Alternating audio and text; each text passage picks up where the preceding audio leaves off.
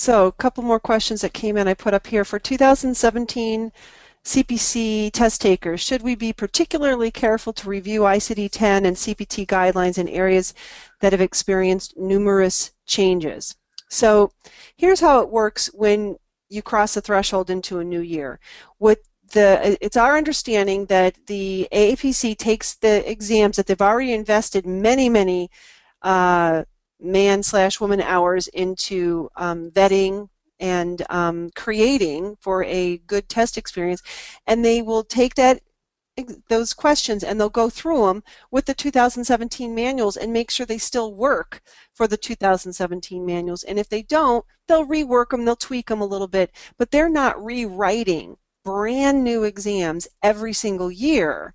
That would just be, prohibitive. So that's how they're doing it. So they're not going, oh, there's all these changes in cardiology. Let's make all the cardio codes, the 10 questions we've devoted toward cardiology, and make it all on the new stuff. They're not going to, that's not how it's been done. Now, over time, yes, they'll bring in, if there's some major changes, they'll bring in a code probably the following year. We don't know for sure. They don't share that information with us, but I do know that it's pretty much the same exams that they're vetting against the new manual. So don't freak yourself out about, oh, now I got to learn all the new stuff. And CPT had a good amount of changes, but it wasn't horrible.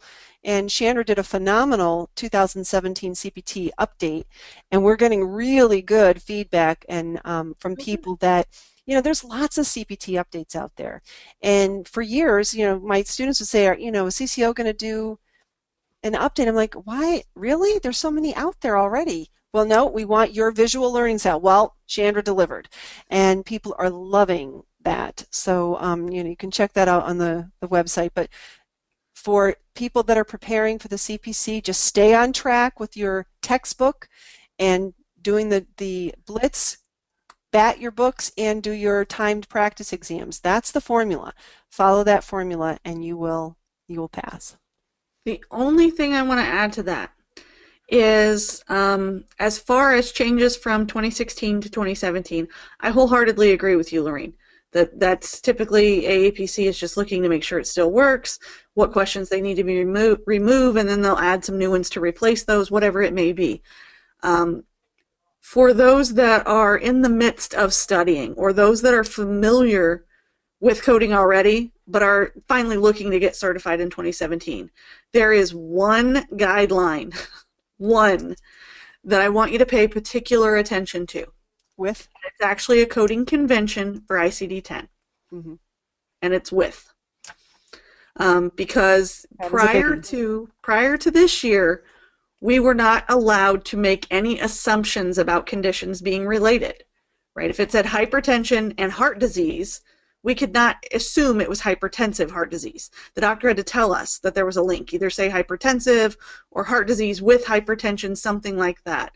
The way that the guidelines have been revised for 2017, they actually now say that if two terms are linked by the use of the word with in either the tabular, well, that's easy, or the index, that opens a huge can of worms that we're allowed to assume they're related. So now, if there's an option under hypertension for with heart disease, we're allowed to assume and code them as though they are related. So that is by far one of the biggest changes we have seen to diagnosis coding guidelines in the last 10 years. Mm-hmm. Very good. Good info.